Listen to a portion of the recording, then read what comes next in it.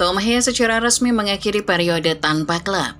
Sesuai dugaan masyarakat Indonesia, Hee bergabung dengan salah satu klub Super League Indonesia. The Professor memilih Persib Bandung sebagai destinasi karir berikutnya. Keputusan Hee banyak disesalkan, karena seharusnya pemain keturunan timnas Indonesia melanjutkan karir di luar demi mendapatkan pengalaman. Hee seakan mengulang kisah masa lalu yang juga sudah terjadi lewat kedatangan Jordi Amat, Jens Raven, dan Rafael Struijk. Starting 11 Moment kali ini akan membahas kedatangan Hee ke Liga Indonesia yang banyak dipertanyakan. Apa alasan Hee tiba-tiba mau bermain di Super League setelah sebelumnya menolak? Simak video ini selengkapnya.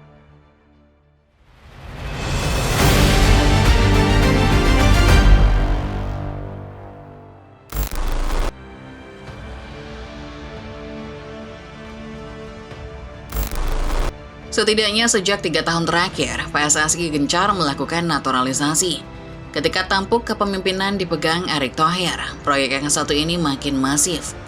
Bagi Erick, setiap pertandingan timnas seolah menjadi panggung perkenalan buat pemain keturunan anyar. PSSI sebetulnya punya tujuan mulia. Pemain-pemain naturalisasi yang datang ke tim nasional diharap bisa menularkan pengalaman mereka selama main di luar, khususnya di Eropa. Pengalaman inilah yang dicari. Dengan konsistensi main di Eropa, para pemain naturalisasi diharap bisa membawa budaya sepak bola Eropa yang lebih maju ke timnas Indonesia. Pemain-pemain yang menjadi target proyek ini pun tidak sembarangan. PSSI sengaja menyasar nama-nama yang sudah mapan di klub-klub Eropa, mayoritas tersebar di Belanda. Tapi ada juga pemain-pemain yang manggung di kompetisi luar Belanda, seperti Ole Romani di Inggris, serta Jayit Sas di Italia. Masuknya para pemain naturalisasi pada akhirnya membawa dampak positif. Indonesia melesat menggondol prestasi yang selama ini tidak pernah kita raih. Mulai dari maju ke babak gugur Piala Asia, sampai melangkah ke putaran keempat kualifikasi Piala Dunia zona Asia.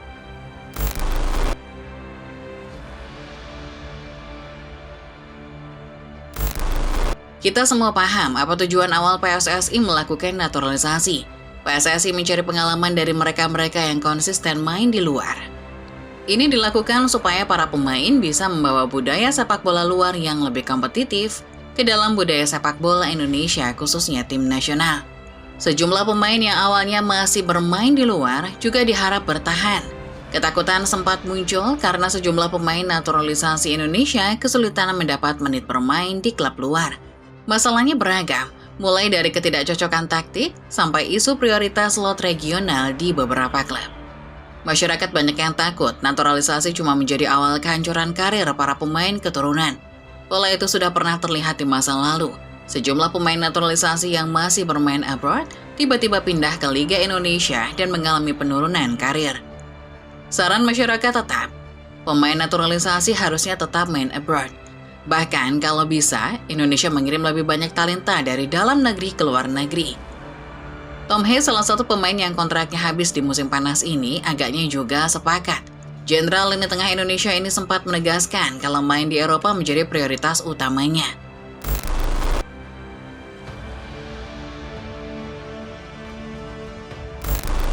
Seiring dengan reformasi Liga Indonesia yang kini berganti nama dari Liga 1 menjadi Super League, ketakutan masyarakat Indonesia akan nasib para pemain naturalisasi makin besar.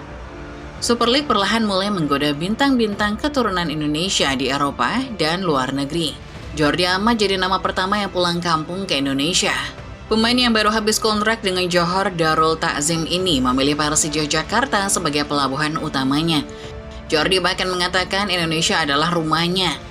Di Persija, ia merasa seperti bermain di hadapan publik sendiri. Menyusul Amat, Jens Raven datang ke Bali United. Penyerang muda kelahiran Dordrecht, Belanda, tampaknya sadar dirinya akan kesulitan mendapat menit bermain di negeri kincir angin. Untuk itu, ia memutuskan pindah ke Bali United, klub yang bisa memberinya lebih banyak menit bermain. Rafael Struijk pada akhirnya juga ikut menyusul dua kompatriotnya. Pemain timnas senior yang beberapa kali juga ikut serta memperkuat tim Under-23 ini memilih Dewa United sebagai pelabuhan karir berikutnya.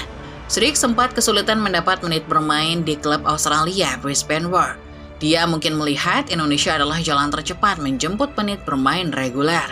Tiga kasus ini membuktikan kalau ketakutan masyarakat Indonesia memang tepat. Ketika liga bergulir, Ahmad, Schrick, dan Revan belum memberi banyak kontribusi. Spesifik untuk Revan dan Schrick belum ada gol yang lahir dari kaki mereka.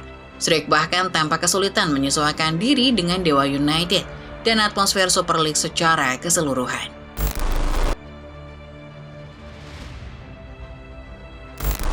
Sayang beribu saya, ketika masyarakat berharap bahwa Schrick adalah pemain keturunan terakhir yang pindah ke Indonesia di usia emas, Tom Hey justru mengikuti jejak rekannya itu. Hey sempat mengatakan kalau prioritasnya adalah Eropa. Tapi entah mengapa, mantan pemain Almere City itu membelokkan niatnya dan bergabung ke salah satu klub Super League. Rabu 27 Agustus 2025, Persib Bandung mengumumkan sejumlah rekrutan anyar mereka melalui kanal TVRI Jawa Barat.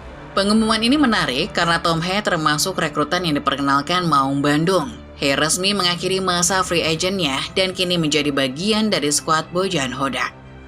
Bergabungnya Hey ke Persib sebetulnya sedikit disayangkan masyarakat. Tanpa bermaksud mengecilkan Persib, di usia yang belum terlalu uzur, Hey dipandang masih bisa main di Eropa, meski cuma di tim-tim semenjana. Kedatangan Hey ke tanah air ditakutkan akan membuat kualitas sang pemain ikut menurun, seperti kasus-kasus pemain naturalisasi era lampau. Secara logika, kepindahan Hey ke Persib sebetulnya masuk akal. Beberapa sumber menilai ada beberapa hal yang membuat Hey akhirnya pindah ke Persib, mulai dari jaminan menit bermain, gaji yang lebih tinggi, serta budaya dan kultur sepak bola yang sudah familiar. Sayangnya, kepindahan ini tetap dipandang banyak orang sebagai penurunan karir. Banyak orang berharap Hey tetap merumput di Eropa supaya bisa tetap menularkan budaya klub-klub Eropa ke pemain-pemain Indonesia, terutama para pemain muda. Sayang, itu semua hanya angan semata.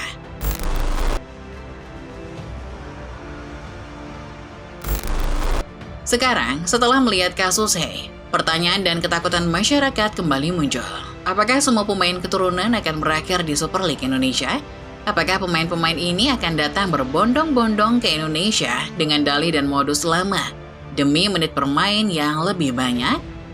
Sekarang, kondisinya semakin menarik di PIC Super League. Ada kabar bahwa Eliano Reinders diberi kesempatan untuk memikirkan masa depannya. Pelatih Harry van der Veek tidak akan memaksa Eliano masuk line-up sembari mempertimbangkan masa depannya. Langkah ini diambil karena menurut sejumlah kabar, Eliano diminati klub Super League Bali United. Sementara itu di Twente, Hilgers masih belum menaikkan kontrak baru. Twente kabarnya akan mengambil sikap tegas menjual Hilgers secepatnya apabila sang pemain tidak kunjung menandatangani perpanjangan kontrak. Ada minat dari beberapa klub Eropa, tapi sampai saat ini semua masih sebatas rumor. Harapan masyarakat kini tertumpu pada sejumlah nama yang masih mendapat kesempatan main di level tertinggi. Dean James di Go Ahead Eagles, Calvin Verdong di NEC Nijmegen, Emil Odero di Cremonese, Jay Izas di Sassuolo, serta Marcelino dan Ole Romani di Oxford United. Ketika sejumlah pemain naturalisasi kesulitan mendapat menit bermain dan akhirnya bergabung dengan klub Indonesia, nama-nama tadi masih bertahan di Eropa. Harapan kita semua jelas, melihat lebih banyak pemain Indonesia di luar. Bukan karena tidak cinta negeri sendiri, tapi kita ingin sepak bola Indonesia makin berkembang sehingga bisa lebih dipandang di mata dunia. Itulah dia Football Lovers pembahasan kepindahan Tom Hey ke Persib Bandung. Meski Persib adalah tim besar, ketakutan itu tetap ada. Dengan kualitas sekarang, hijrah ke Super League tetap dipandang sebagai penurunan karir.